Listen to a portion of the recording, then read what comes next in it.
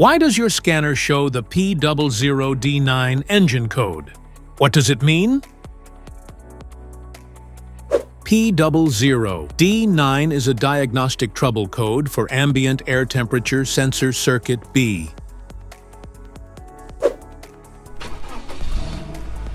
This engine code indicates that this means the sensor that measures the outside air temperature, specifically circuit B, is either malfunctioning, not providing a proper reading, or has a problem with its wiring or connection. Under this circumstance, short-distance driving is permitted, but your vehicle should be repaired as soon as possible.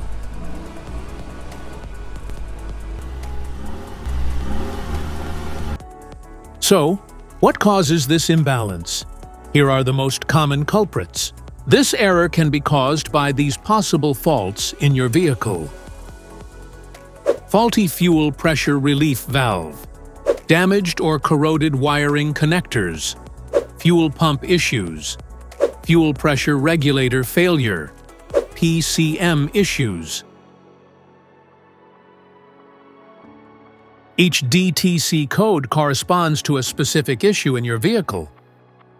This error code occurs in any OBD2-equipped vehicles, especially those in manufacture since 1996.